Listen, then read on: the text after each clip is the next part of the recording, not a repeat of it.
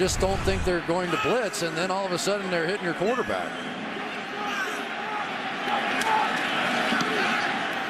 Bryant's fourth punt, fair catch called for by Amendola at the 10-yard line. 6 minutes and 6 seconds remaining in the opening half. 7-3 Seahawks. A couple of years ago, Bradford was playing in the national championship game, college football, Oklahoma against Florida. Sam won the Heisman as a sophomore in Oklahoma, went back for his junior year, #1 overall pick by the Rams. They earned that with a 1-15 mark, 169 straight passes without an interception. He broke Peyton Manning's rookie record of 326 completions. Sam Bradford has not missed a snap all season. Figures to be a shoo-in for Rookie of the Year.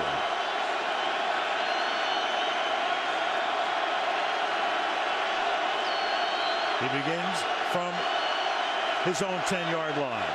Out of the shotgun.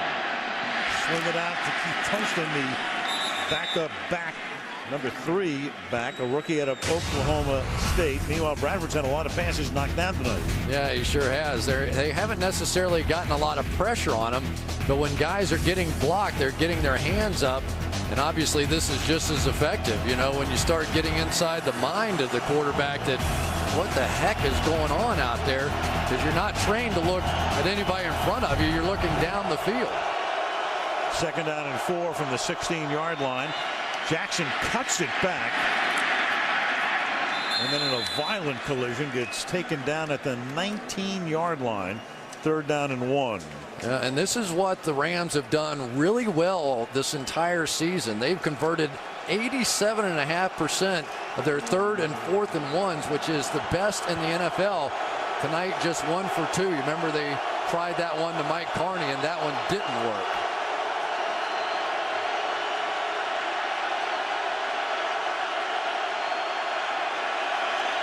And this time they give it to Jackson, and he falls forward and seems to be a little short of it.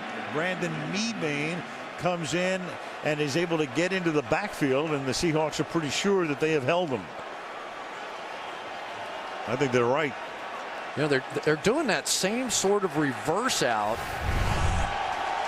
and they're trying to influence Lofa Tatupu to go opposite of where, see him overrun this thing, and then they bring Steven Jackson in behind it, but it didn't work again. That's the 2nd time they've kind of tried that misdirection, and the 2nd time they've had to punt. Jones to kick. So the Rams, who've been very proficient on 3rd and 4th and short, are now 0 for 2 on 3rd and 1. Donnie Jones ready to send the ball Leon Washington's way. Fair catch call for. Flag is also down back at the 17-yard line. The ball will roll inside the 22-yard line. The marker is down just about at the line of scrimmage. During the kick, holding, number 26, receiving team. Wow. 10-yard punter from the end of the catch. 1st down. Yeah, there was no catch on that one. Earl Thomas kind of got in his way back there. 3:47 to the half. Well, you might remember him as an Olympic gold medalist. Now he'll start a different kind of fight. The Biggest Loser. Rulon Gardner will join the all-new season of The Biggest Loser couples Tuesday night right here on NBC. A gorgeous shot of Seattle. Crystal clear weekend here. Temperature in the 30s. The ball at the 12 as Whitehurst starts this drive. And Whitehurst gets it out to the 16-yard line. The only touchdown in the game tonight was scored by that man, Mike Williams. Williams played at SC. Then he made a bad decision. He tried to come out, and he tried to get in on the heels of the Maurice Clarett situation. Wasn't eligible for the draft. Couldn't play at SC. Gets eventually drafted by Detroit as #1. He was a colossal bust with the Lions. Out of football for 2 years. Shows up, wins a job. He's their leading receiver in Seattle now. It's truly a remarkable story. He almost ate himself out of the league. 2nd and 6. Comes on the heels of the of the Biggest Loser promo. It's perfect. Chris Baker makes the catch here. Take a look. Yeah, well, Mike Williams, you can just tell it in his face. There he is when he came out with the Lions and put on a little weight there. You can obviously see it, and worked hard, got himself back in shape, and it is a major difference. You know, a wide receiver, he's not the fastest guy in the world anyway, but he is big. And they were telling us that anytime tonight he gets one-on-one, he's so big, he's so physical. We're throwing him the ball every time he gets those one-on-one situations. He just hasn't gotten them so far. 3rd and 5. And Whitehurst this time throws complete. They convert. Ruvell Martin, who had that big 61-yard reception to set up that touchdown on the opening drive, makes the catch here. Gain of 16. Well, some of you might remember Ruvell Martin with the Green Bay Packers, and he was excited that he became the 3rd wide receiver tonight. He's in there working against Kevin Dockery, and it's obviously a matchup that Charlie Whitehurst likes. You were talking about it before, Al, that's his man. He really feels comfortable throwing the ball to Ruvell Martin. That's Okun, who's injured for Seattle. He said the other day about Martin, he said he's kind of my guy. And Okun, who's been battling 2 high ankle sprains for much of the season, has to come out. He was the 6th overall pick in the 1st round this year. This is not good news for Seattle. They're going to have enough trouble out there anyway, and we've already documented that Okun's been playing great. Did he just step on Charlie Whitehurst's foot? I mean, it really didn't look like anything happened when he was blocking. And boy, now you end up with the major line shuffling going on now. Yeah, Columbus, the guard, goes to tackle. Pitts comes in at guard. It's 1st down. The catch is made on the outside by Leon Washington. Flag is thrown, and the ex-Jet takes the ball out to the 33 for a gain of 1. Jerome Boger, the official. Holding. Offense. Number 69. 10-yard penalty. Replay. 1st down. Well, you talk about the shuffle. There's the shuffle. Pitts comes in. First play. Holding. 2-minute warning comes with 1:58. 7-3 Seahawks. The Toyota halftime show coming up. The frantic final Sunday. Guys, we'll take a look at who's in, who's out. Look ahead to the matchups. Wild card round next Saturday and Sunday. Bob will talk about the next chapter for a couple of the NFL's stars, all coming up on the Toyota halftime show. That's Okun, who stepped on Whitehurst's foot, and the report from the bench is that he's questionable to return. Now on 1st down and 20, it's Obamanu making the catch. Tackled there by Ron Bartell, the corner. Well, let's go back and take a look. You're going to see Russell Okun just stepping on the foot of Charlie Whitehurst. And of course, with all the pressure coming from James Hall, that was enough. And he has had major issues and missed a lot of time because of both ankles this year. And he said, I'm getting all my injuries out of the way my rookie year. Here comes the blitz on 2nd and 13, and Whitehurst just has to run for his life and sling it away. Pressure put on. Laurinaitis leading the charge. The great-looking 2nd-year linebacker out of Ohio State, 2nd-round pick last year. Well, you reshuffle the left side of your offensive line, and here they come. Going to make sure that you obviously have not had a chance to practice all this stuff all week. They had just worked Tyler Columbus in there at left guard. Chester Pitts, because of a bad knee, was basically demoted because he just couldn't get to the 2nd level to block guys like James Laurinaitis anymore. I think you're going to see the blitz continue from that offensive left side. 3rd and 13. Pressure put on by Long, but Whitehurst steps up, and then he gets Williams. He gets tackled at the 36, and the punting group will come in again. Dockery in on the tackle. With 1:40, a timeout taken here by the Rams. 7-3 Seattle. Winner to the playoffs next Saturday. Loser done for the year. This will be the 9th punt of the game and the 5th by the Seahawks. Ryan's kick, a line drive kick. Amendola on the run from the 29, takes the ball out to the 36-yard line. Sunday Night Football from Seattle being brought to you by Wendy's. You know when it's real. By Sprint, the Now Network. by Toyota and the Tiny Football League. Support local Pee Wee football teams. And by Miller Lite Vortex Bottle. Taste greatness. The Great Northwest on the second day. Oh, it's fantastic. Great shot. Heading down the shoreline. Westfield on the southern edge of downtown. Playoff berth at stake in this one with 1:35, and the Rams have the ball at the 37, and Bradford throws to Alexander, who's a big play guy, but he's had 4 or 5 surgeries since he came out of Missouri, and he's a guy who sooner or later, if he can get completely healthy, can be real big in their offense. Yeah, he was fantastic last week. 99 yards receiving, and he is the down the field threat that they've really been missing. 2nd down and 5. Oops. Oh, there's movement on the left side, and that is the rookie Saffold. Came out of his stance. False start. Offense, number 76. 5-yard penalty. 2nd down. Well, it's the home of the false start. Well, it is, and they take great pride in it. You'd have thought the Seahawks just scored a touchdown. They get about 2 false starts per game when this crowd noise gets cranking, and they think they're the reason why they have such a good home field record, and to a large degree they are. Back to 2nd and 10. Bradford. And he's going to get sacked at the 30-yard line. They're faking the inside handoff. And that was Raheem Brock coming in along with Chris Clemens. Well, inside of 2 minutes, the officials go back to the regular umpire position, and Danny Amendola this time is going to run right into him. I guess you kind of get used to the idea that he's not there, and so Bradford really had nowhere to go with the football. Veteran receivers sometimes will use that official, but now that they're standing in the backfield, that time it backfired for the Rams.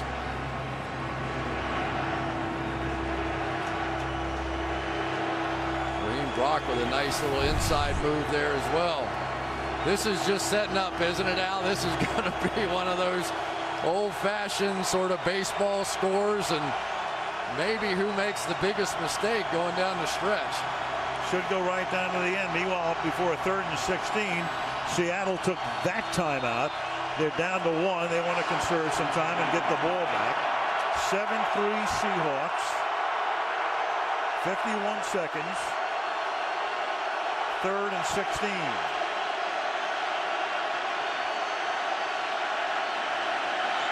And the ball's given to Kenneth Darby, the backup to Jackson, and he takes it out to the 38-yard line.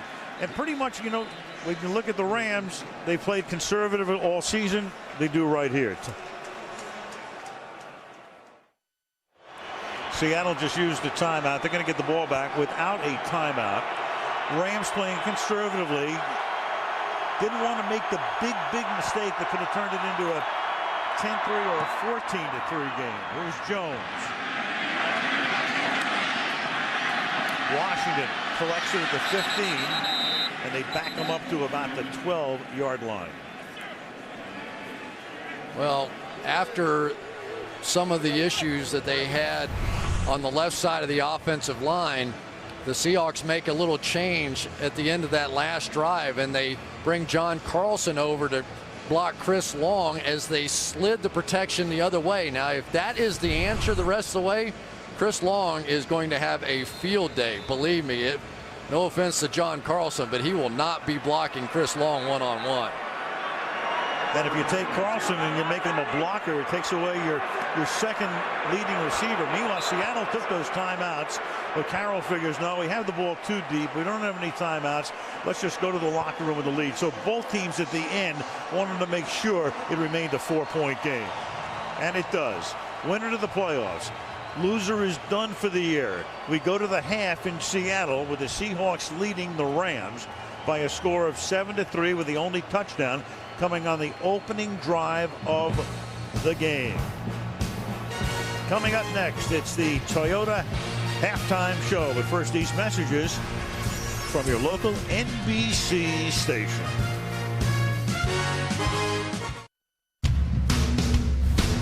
It's what you played for, Sunday Night Football. All eyes on us tonight.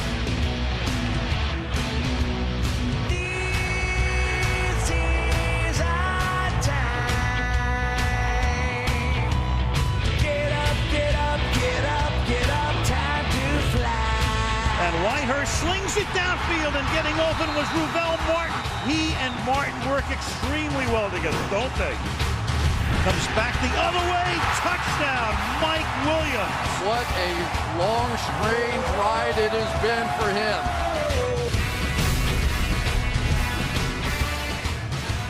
Start of the third quarter in Seattle, 7-3.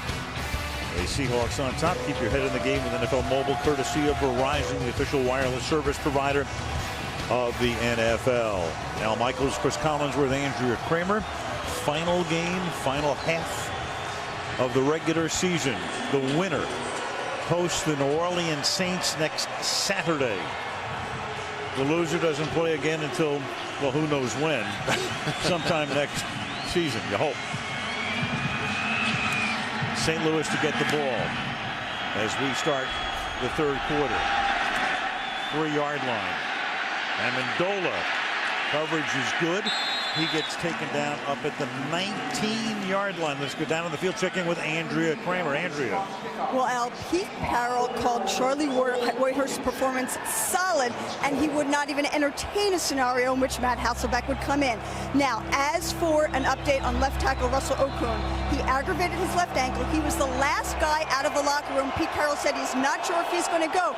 Steve Spagnuolo told me they can definitely exploit his absence. Oh, yeah, no question about that, Andrea.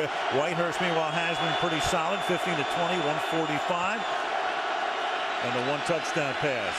Bradford on first down, throwing to Jackson. And Jackson, the tough guy to bring down. Tutupo comes in after Hawthorne hits him initially. One thing that definitely happened in that first half, the Seahawks did a great job taking away number 16, Danny Amendola. He is their leading receiver.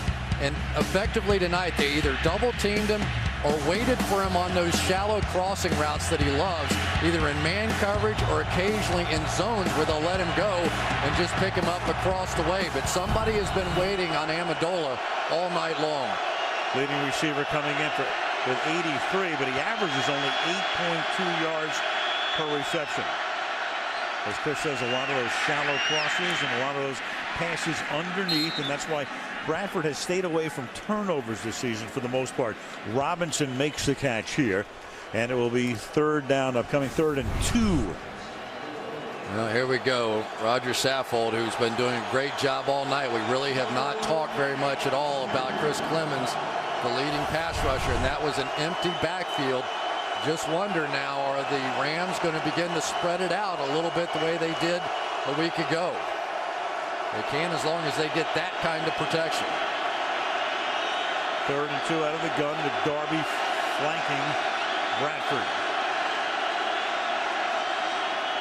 Seattle blitzing through the middle, and the Rams are able to pick it up, and the pass is caught, and that will be enough for a first down. It's Brandon Gibson, but a flag is down at the 34-yard line. Referee Jerome Boger.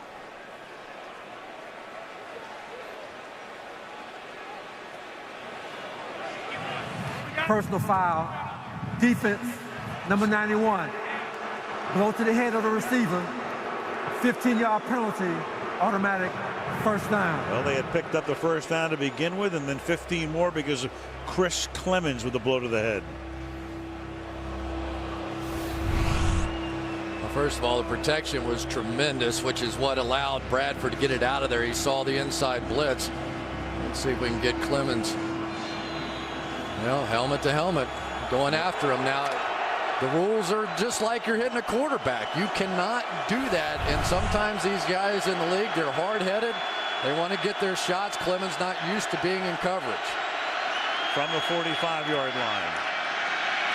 And Bradford again slinging it out, and it's incomplete. And he was better served having that be incomplete than have Jackson make the catch.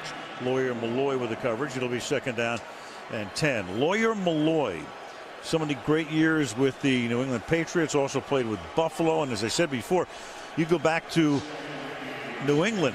Pete Carroll, the guy sandwiched between the Parcells and Belichick reigns. The 3rd oldest defensive player in the league. And here he is in his 15th year and trying to help out a kid named Earl Thomas, the safety, who's one of the youngest players in the league out of Texas. And that's Jackson, who gets tripped initially and then stays on his feet for a couple of yards up to the 47-yard line.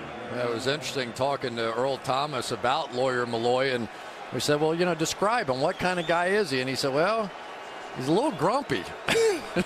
I said, well, you've been playing this league that long, you're allowed to be grumpy. He said, no, it's a good thing. He said he keeps us all focused, but he's definitely a little grumpy. Closing out his career here, and he played his college football across the lake at the University of Washington. Well, not across the lake, up the lake. 3rd and 7.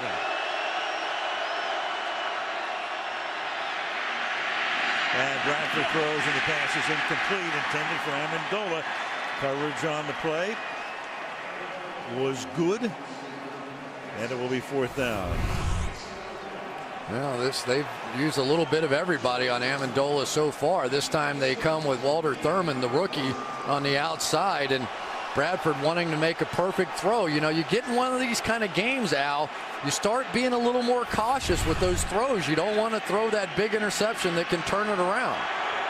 Well, right now, Bradford's throwing almost everything underneath. 13 to 21, 104 yards. And the kick by Jones spins out of bounds at around the 25-yard line. Early 3rd quarter. Seahawks still up by 4. Winner wins the division. 1933 to the present, when the league went to divisional play. 357 division champions includes this season. This is the 358th champion to be crowned. 2 teams have won their division with a 500 record. 85 Browns, 08 Chargers. Chargers went on to beat Indianapolis. No team has ever won its division with a losing record, something that would happen tonight if Seattle wins the game. They go to the playoffs with a mark of 7-9 and host a team, New Orleans, that won 11 games. Pressure on. Whitehurst escapes from Verbora and then throws, and the catch is made by Marshawn Lynch, who then loses the football. The ball is loose at the 21-yard line, and the Rams are there, and they've recovered the ball. So the play starts with a near sack, and it would have been better off for Seattle to take that sack, as it turns out. Well, Whitehurst makes such a great play escaping David Verboro.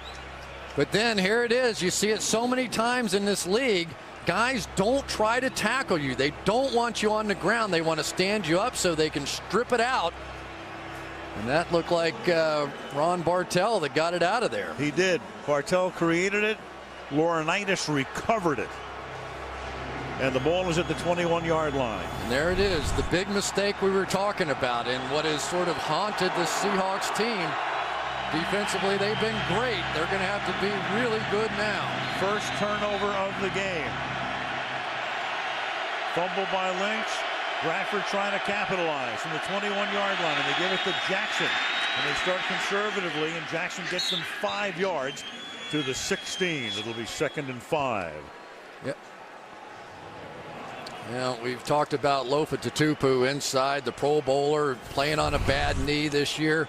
But here's what you've got to do. If you're a linebacker, you have to attack that fullback, and he gets it done, meets him on the other side of the line of scrimmage, and makes Steven Jackson jump around. Then Lawyer Milloy there to finish him off. 2nd and 5 out of the shotgun. 4 wide. Go the Rams here. 4-man rush. And Bradford throws, and that'll be a 1st down, and the 1st and goal is Denario Alexander. The Missouri rookie makes the catch inside the 10-yard line. For Bradford, as we say, hasn't missed a snap, and he's now set the NFL rookie record. Most passes. He had already set the rookie record, eclipsing the mark by Peyton Manning in his rookie year with completions, now passes as well. 1st down, goal at the 6.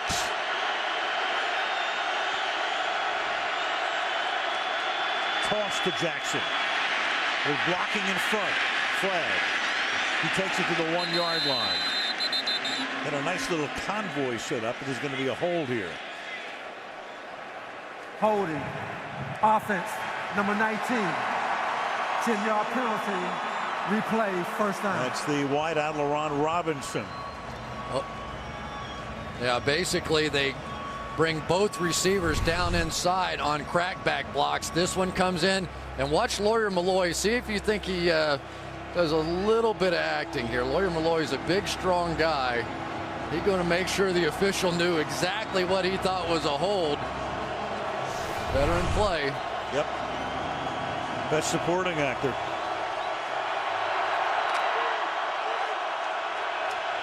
Back to the 16.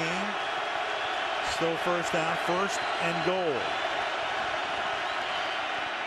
Amendola cuts it back inside, picks up 3 to the 13-yard line. It'll be second down and goal. You know, it's been tough for the Rams tonight to really stay on schedule. Steven Jackson's been doing a nice job running the football, and yet because of mistakes that they're making and penalties that they're getting, it's sort of knocking them out of position, not to mention the numbers of third and shorts that they have not converted, which has really been the difference. Jackson has 9 rushes for 40 yards. Off the fake. But again, they go underneath to the outside, and this is Carney. He gets the ball inside the 10. It will be third and goal for the Rams. You know, and the Rams offensively, they have only 3 passes this entire season over 40 yards. So this is really their style. They're going to run it, play action, throw it quickly out in the flat.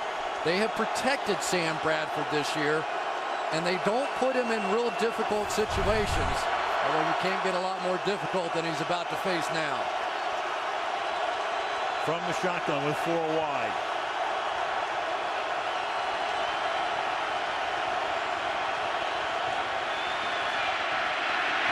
Bradford with the pocket collapsing, throws it too high, intended for Robinson. Sent 5 receivers out, 5 guys stayed in the block. Bradford under a little bit of heat, 4th down. In comes the field goal unit. Well, there we see Chris Clemens, the best pass rusher, showing up, and he does it with an inside move as Bradford steps up.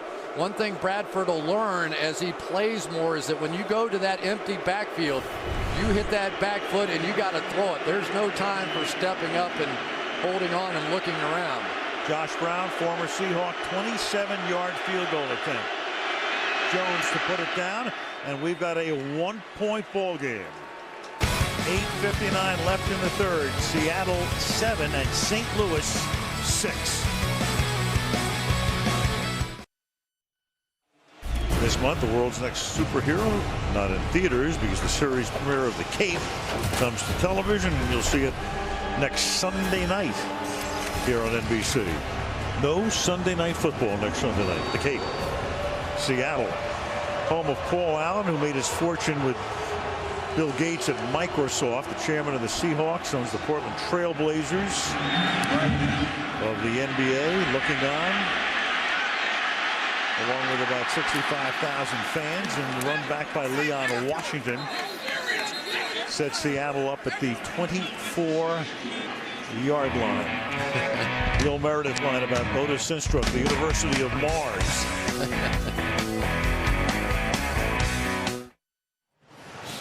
That pretty much speaks volumes, that Seahawk offense. That first drive, beautiful 61-yard pass along the way to the touchdown to Williams.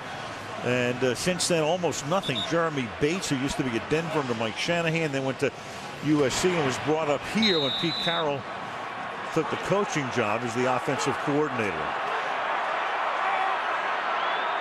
Sort of the longtime assistant coach in the NFL, Jim Bates. From the 25-yard line, they begin with Lynch, and Lynch, trying to atone for that fumble, takes the ball all the way out to the 50-yard line.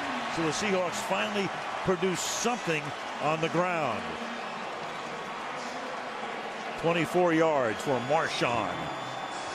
Well, John Carlson's going to come over and sort of help a little bit here, but then it's Sean Locklear working against Chris Long on the outside, so they're sort of giving an indirect double team on the play. But that is huge because you're trying to protect that left side of your offensive line because of the injury to Okung. Get the running game going really helps.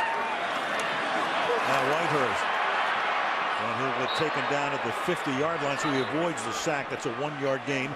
Former New York Giant Fred Robbins is a penalty also, and that's going to be holding. 78. 10-yard penalty, replay, first down. Tyler Columbus with the hole. They'll replay it, make it first down and 20. Yeah, it's going to be tough. Boy, they have been fishing for a long time at that left guard position.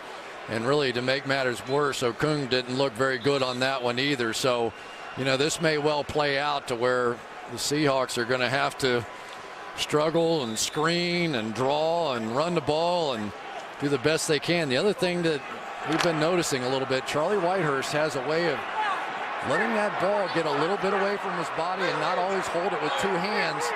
They're getting some pressure, so watch out for fumbles back there too. First and 20. There's Whitehurst. Exactly what you said right there. Now he tucks it in. Gets taken down at the 42. You know, Pete Carroll, we were looking at Pete. You see him running up and down the sidelines. He's still youthful looking. He's been around a long time, but you look at him, he still has a home in Southern California. It looks like he should go out surfing every day. Pete Carroll is the second oldest coach in the league right now. Go figure. It. Tom Coughlin is 64 and Carroll's 59, number 2. He looks younger than I do, and he's 8 years older than I am. I would hate that. Second and 17. There's a big hole through the middle, and exploiting it is Forsett. And Forsett inside the 40 to the 38-yard line. Craig Dahl finally tackles him, and they turn a 2nd and 17 into a 21-yard gain and a first down. Well, that time it was Mike Gibson who does a nice job as they try to jump around. And this was one of the things that Laurinaitis was talking about.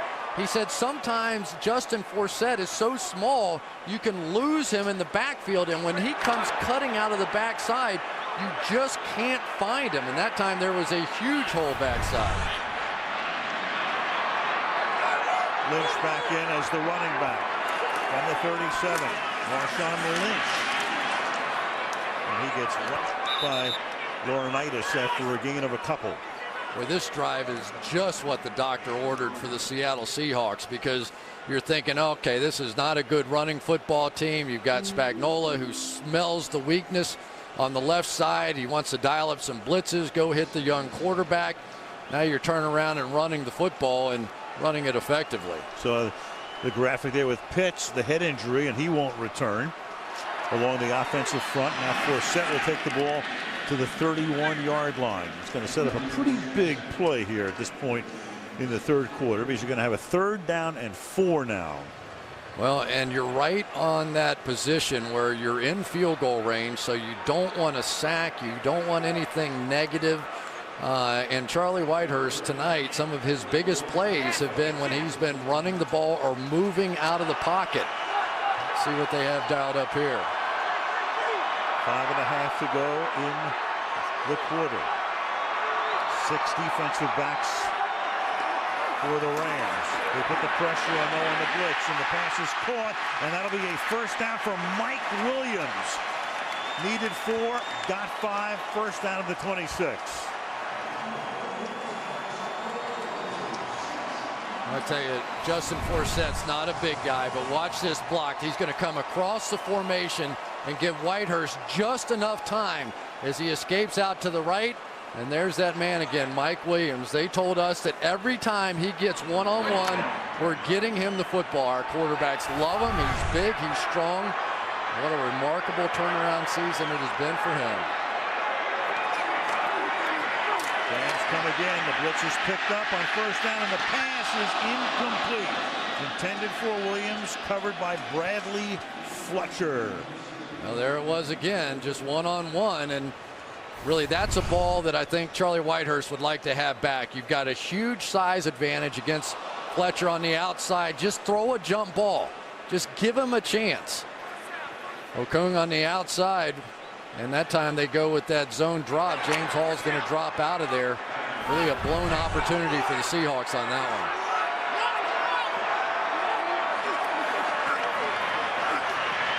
Swing pass, Washington, and Washington breaks away from the tackle and is close to picking up a first down. Craig Dahl almost had him shortly after he got past the line of scrimmage. Couldn't. First down. Well, they've been trying to work this play all night. It's a little pick play on the inside where they're going to try and rub off the linebacker. So the Rams have made a switch now. They brought Craig Dahl out of the secondary because they've been picking that inside linebacker so much. So now they make the switch. But that time it was Leon Washington, was just better than Craig Dahl. 9th play of the drive coming up. Seahawks have moved 60 yards, and Whitehurst is going to take a timeout. Timeout, Seattle. 4 minutes remaining in the third. Hawks by 1.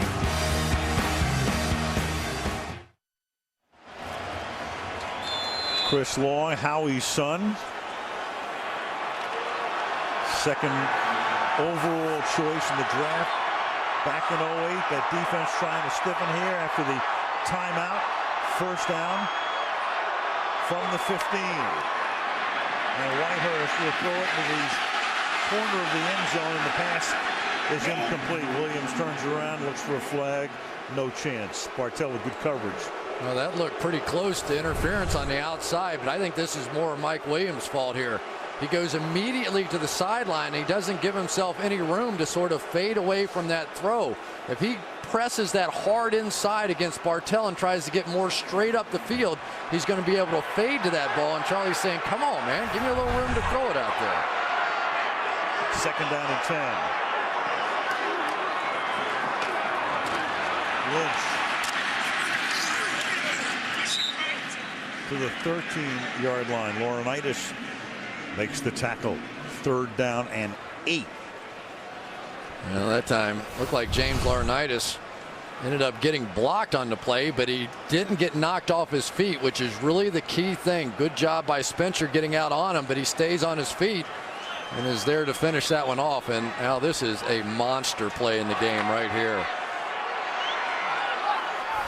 Coming with 18 minutes remaining in the game, at least in regulation. It's third down and 8 from the 13. Four-man rush. Whitehurst running, and the pass is incomplete. And he just got it away before he stepped out of bounds. Fourth down, chased on the play by Fred Robbins. Well, a veteran quarterback would have seen this. Your linebacker split. Look at the hole right up the middle. He steps up. Right there, first down, you've got it. Who knows, maybe touchdown. They're in man coverage on the outside. When those linebackers split like that, you know it's some kind of two-man, an opportunity to take it and run it, which is one of the things that Whitehurst does best. Olindo Mare with a 31-yard attempt. John Ryan to place it down for him. And the kick from 31 is good with 3:04 remaining in the third. The Seattle lead back to 4 again. 10-6 Seahawks in the battle for the NFC West Championship. Sunday Night Football brought to you by Gillette Fusion Pro Glide. Turn shaving into gliding and skeptics into believers by Nissan. Innovation for today, innovation for tomorrow, innovation for all. By Bud Light, it's the sure sign of a good time. Here we go. And by The Dilemma in theaters January 14th. Public market here in Seattle, not far from Quest Field, which opened in 2002. Beautiful stadium, beautifully lighted on this chilly January night. 10-6 is the score. Seattle with a 31-yard Mare field goal, and now Mare sends the ball down to Amendola from the wall, and a great flying tackle by Earl Thomas, the first-round pick out of Texas. Boy, for Earl Thomas, it's big time or bust. He goes for everything. He has 5 interceptions on the year. Great speed, great hustle play. I'll tell you what, these two teams now playing like everything's on the line, and oh, by the way, it is. In case you were wondering. This is really fun tonight. Really, this is as well as these two teams can play. And now Sam Bradford, do you begin to let him go a little bit? From the 16.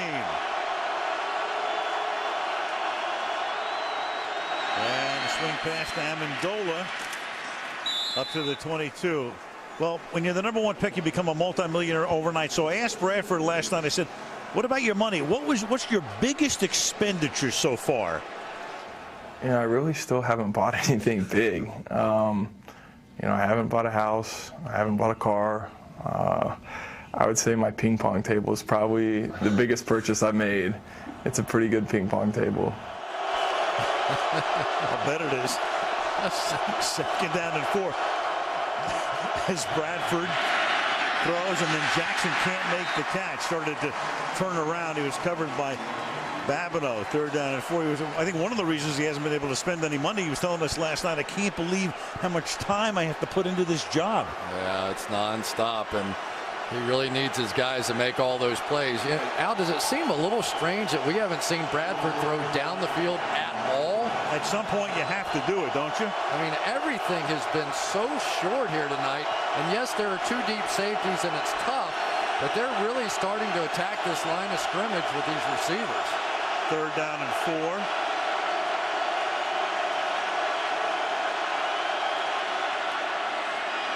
And now Sam goes deep downfield, and it is incomplete. Intended for Denario Alexander, who would figure to be the guy you'd go deep to, but the pass is incomplete. Couldn't hold on along the sideline.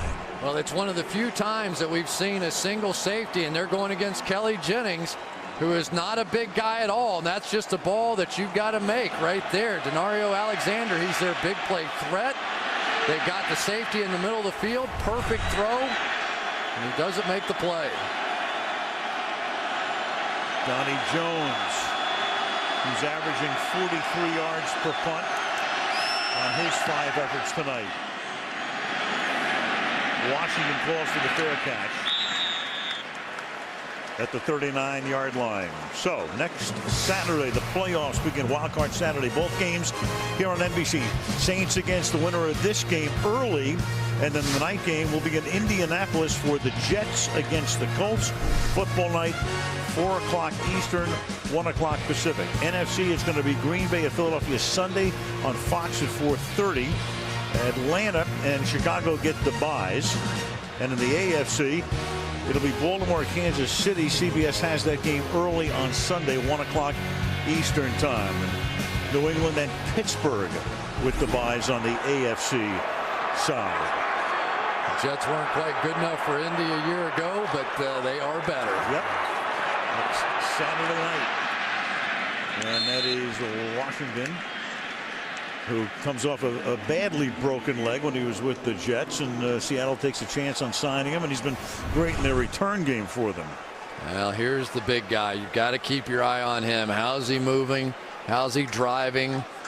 The pass rush may be a little easier for him than run blocking, because he can at least, his set foot is that right foot, and it's the left foot that's bothering him, so the pressure is going to be more on the right. On 2nd and 6. Pass is caught, and it's going to be Ruvell Martin, who had the big 61-yard reception on the game's opening drive, making the catch, and that will be a 1st down on his 3rd grab of the evening. Ben Obamanu really makes the play right here, though. Nice open field block, a difficult block, gets him off his feet, pick up the 1st down. Final minute of the quarter coming up. The ball is at the 49-yard line. And going to his knees and making the catch and getting tackled immediately is Ben Obamanu. It'll be a gain of close to 8. Well, I think the Rams know what the game plan is for Seattle as well, because they are keeping a safety to Mike Williams' side. Look at all the space over here. So now if you're going to attack, it has to be somebody else making a play on the other side away from Mike Williams. 2nd and 2 from the 41. Lynch to cut it back. He's going to be a little short of the 1st down. Hall, the first guy to hit him. It's going to be 3rd and 1 when the 4th quarter begins. So 15 minutes of regulation left. The winner gets to play next Saturday. The loser is done for the year. End of 3.